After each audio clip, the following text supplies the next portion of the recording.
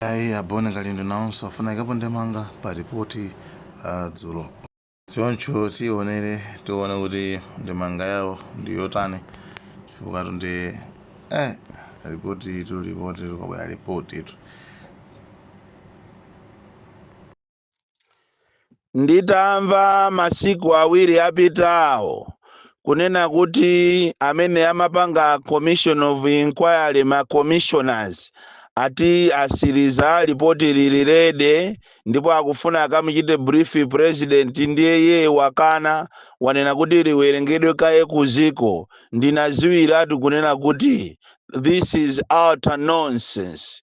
Ndinaziwiratu kunena kuti iyeyo akufuna aonese kapikicha kena kache ngati sakuziwa ma contents alipotiro kuma akuziwa, akufuna abwatike Amalawi aoneke ngati iyeyo ndi dolo. Kutero kumene ndi uchisiru weniweni. Kunaliso bwino ripoti limene lijalo likati lisatuluke. Kunaliso bwino even commission of inquiry ikati isachitike chifukwa zimene Amalawi amayembekezera si zimene zili mu ripoti zija. Kutero mwatengerapo advantage kunena kuti anthu amene mukuwakamba mu ripotiwo anamwalira ndiye pa iwo kasanga pereke umboni. Ndafuna ndikuwuzeni kuti Mulungu akuyendereni mwapaderadera. Mulungu akuyendereni mwapaderadera ndipo muziwe kunena kuti siku la lero ndine munthu wokwiya kwambiri. Inu anthu amene mmazitenga kuti ndinu anthu ophunzira mmatenga Amalawi ifeyo kapena kutitenga Amalawi ifeyo ngati ndife zisiru zanu, kutitenga ngati ndife agalu anu, kutitenga ife ngati sitimaganiza bwinobwino ndife anthu osapita ku sukulu. Ndikufuna ndikuwuzeni kunena kuti what you are doing is you are doing a very big mistake. You are playing ndi maganizidwe ya anthu, mitu ya anthu, mamaindi ya anthu amene amaziwa kunena kuti uyo ndi A, uyo ndi B, uyo ndi 2, uyo ndi 11. So pano inu andale mukamakhala mukakhuta madeya anuko, mukadyaidya nyama zanuko, mukatenga ndalama zanuko, mukabayiba ndalama mboma muzimene zaphwekazo, musamatenge Amalawi ngati zisiru. Ripoti limene litinanena kale, Wabakiri Muluzi ananena, Ntanyiwa ananena, Chisiru ine na madrama ine nanena kunena kuti ripoti limene ndi face cover kapena face saver, akufuna amuseve munthu wina pamene tikudikirira chisankho cha 2025. Chifukwa zimene zili mu ripoti zija, it is completely utter nonsense. Chifukwa sizikanayeneranso kuwuzidwa Amalawi iyayi. Mukanangouzana nokhanoka afuta mutapasana ndalama zanu. Mukanangouzana nokhanoka chifukwa zimene zili mu ripoti mujamo sizikuchita reflect china chilichonse. Andi Amalawi mwakhulupirira. Sinakuwuzeni ine kunena kuti ripoti lizatulusa kunena kuti kunali chifunga. Sizi zatulukazi. Koma simakhulupirira. Zonse zizachitika zachitika chifukwa cha uchisiru wa ifeyo Amalawi. Amalawi ndife makape kopya. Timati tikaona wina chaka titulusira 1000 timanjenjera. Kunjenjemera kuzikozera nkati kumaona ngati amene yoyo watulusa 1000 yoyo ni Mulungu. Vuto la Amalawi tinafasa kwambiri kufasa. Inu tangoganizani ati kukanena kuti lipo ujene ndege ijayo itanyamuka anthu oyendesa ndegewo sanafune kuziwa za weather. Kodi anthu ndege ikamanyamuka amayenera kuti akachite inquiry kapena akachite kupempha kunena kuti tikufuna mutiuze kuti weather inali bwanji. Amene ndege imanyamuka anatengaso nsewu wina. Inu simungadabwe pamene pokuti nsewu anautenga chifukwa chani. Mene zililimu tidapereka ujeni mpata kuti ma family members akhale ndi madokotala awo apange autopsy. Mufuna mumunamize ndani. Mukuona ngati ife sitiziwa kuti anthu amene ajawo munangowabwatika boza atafika ndi madokotala awo munawuza kuti aboma apeza kale madokotala. Mukuona ngati sitikuziwa. Zonse ife tikuziziwa ndipo tikuziwa zambiri mwinaso kuposa inuyo. So pano musamatenge Amalawi ngati zisiru iyayi. amalawi ngati ndiwopepera manena kuti ayi president samaziwa sokuti chilima wabwera kuchokera ku Korea. Are you really serious? Ndikuseka ngati zabwino ndithu. Inu mmene alili vice president wa ziko akachoke ndithu ku Korea kuzafika m'Malawi munomo pa 9 Juni. President Chakwera asaziwe. Akumanena kuti akomanso samaziwa kuti iyeyo akupita kumaliro chifukwa anali atachita delegate munthu wina kale. Uchisiru wa ziko la Malawi ndafuna ndikuwuzeni kunena kuti mizimu ya anthu amene wawa iuse mumtendere koma mopweteka kwambiri. Zimene zijazo sitizaziyiwala muno Malawi.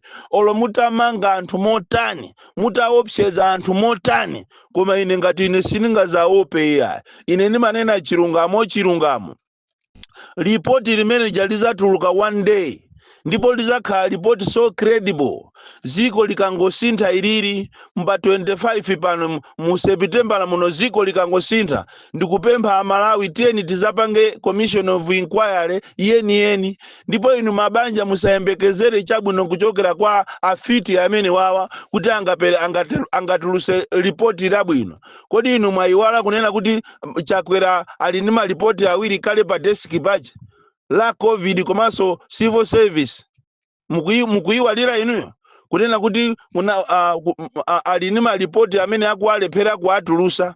Ndipo ripoti limene linali lodabwisa kuti kodi ripoti iliri kapena commission of inquiry iyi yapambana motani popeza iye uja kulephera kutulusa commission of inquiry inachitika ripoti la COVID komanso la civil service.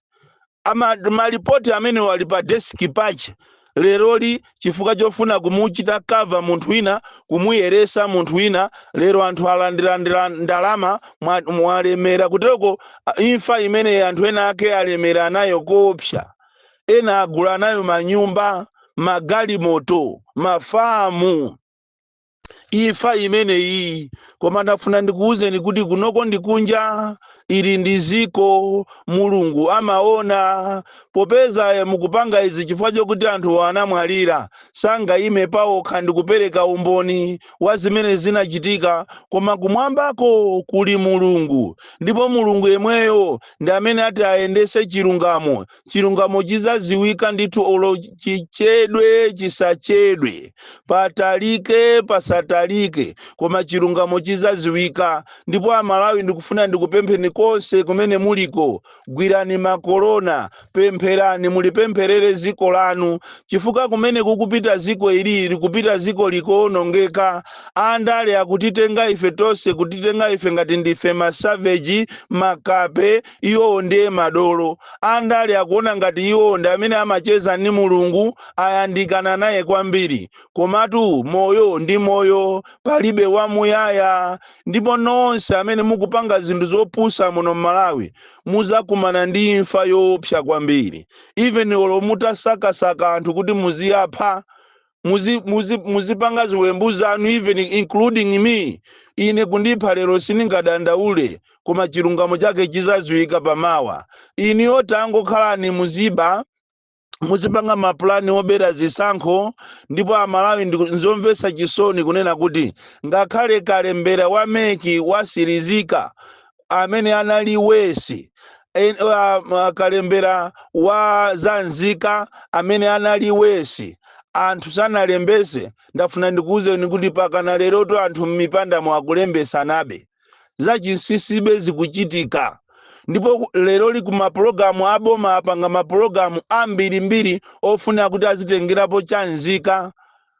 Kuchinamwali uko kunabwera programu ya masafuzulo ndikumachita kunena kuti aliyense obwera abwerese chanzika chake komanso abwerese chovotera akoperapo manambala kumeneko kukopera manambala okuti ati anthu alandire ndalama za masafu. Ndikumadabwa kuti kodi ndalama za masafuzi zikugwirizana ndi chanzika?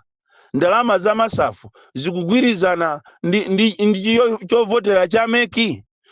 Kaye mafumu athu ndi anthu omvesa chisoni makamaka aku Central Region akumapita ndithu anthu kumene koko koma Amalawi pena pake mtundu wathu kandi mtundu wanji wa anthu ndimafunafuna mulungu atangobwera siku naye akati azibwera kuti atitanthauzire kuti kodi mtundu wa ife ndi wa mtundu wanji, mtundu wa anthu okuti kumakhala ngati tilibe mitu sitiziwa sitiganiza. Ndithu munthu ungapite kwa mfumu ndikukatenga chovotera chako chija, amfumu ndikukoperapo nambala basi ndikukupasa 1000, iwo aja ndikutenga zimene zijazo ulendo nazo kwa anthu a MCP. Kufika padera pena kungoyimisa galimoto ukuona anthu akuthamanga kuzanena kuti ngati mabwera tikuzapanga za mavotizi ifeyo tili ready nafenso tiguleni. Mtundu wa ife mtundu wa anthu ovuta kwambiri. Kumachita kuona kuti chisankho chikuberedwa anthu awa akupanga ma activities obera zisankho, koma opposition yalizi ndi awa anapita kuja ku Nkhokwe kujako kwa Chimanga kujako kumene anapeza kujako ku NFRA anapeza zinthu zijazo, koma ndithu basi kupitaso mpaliament tikumaopa kulankhulaso. Mwina Samia Suleiman itu ndi amene anayima kapena Jolo Bala ndi amene anayimatu. Jolo Bala ni mamuna tunaye pa ikhatu, Jolo Bala tunaye samafunatu za jibwana tu. Iye tu samafuna za nonsense amangoyima pa chilungamo tu Jolo Bala. Koma zoona a opposition muziwe kunena kuti zisankho izi ngati sizienda bwino chifukwa cha inuyo mwafasa kwambiri mukukhala ngati simuliso pa competition iyayi. Kaya mukuopa kumangidwa. Ine ndimaona ngati ambiri inu mmaopa kumangidwa. Andali ambiri ni makawazi kwa basi. Ndi apa akukonzera ni maplani kuti atafuna akumangeni nonse amene munapita ku NFRA chifukwa chokuti mwachita expose. Kodi nanga ena ife tikukuchitani expose ife takulakwirani chani? Bwanji simukunimanga. Bwanji simmamanga wabakini muluzi, bwanji simmamanga Ntanyiwa, bwanji ine mwatenga sonthawi osandimanga. Popeza nafeso tikunena zomwezo za kuba kwanuko, uchisiru wanuwo, afiti inuyo, anthu a satanic inu, anthu a mankhwala inuyo, anthu a kumazi inuyo. Mukulitenga zikoli ngati zikoli ndila amanu, kumatitenga ife ngati zisiru zanu. Ndifuna ndikuwuzeni kuti 2025 wina akhoza osakafikako. Wina akhoza osakafikako kupanga zonse, koma osakafikako mulungu ndi woopsa kwambiri. Nakuuza apo ni nthawi inache kuti ndikuona mtengo waung'ono ukugwesa mtengo waukulu, ndipo mtengo waukulu ukuchokapo pamenepo pampandopo pakubwera mtengo waung'ono kantengo kakafupi.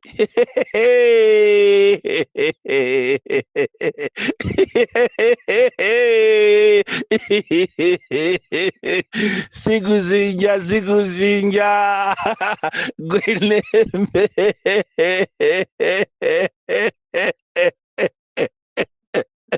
Ndalama zijazuzija chuma jija ujizia kawerego ni kantengo kakang'ono kantengo kakafupi mwina siumaziwa iyo maona ngati wakazala koma kantengo ndi kakang'ono kachabechabe.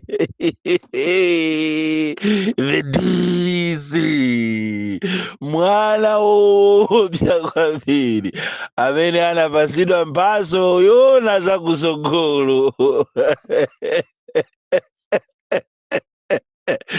The most dangerous and deadly child from Jeza village, T.A. Mabuka, box 76, Mulanje, Malawi, Southern Africa. Like, share, Malawian cameras, right.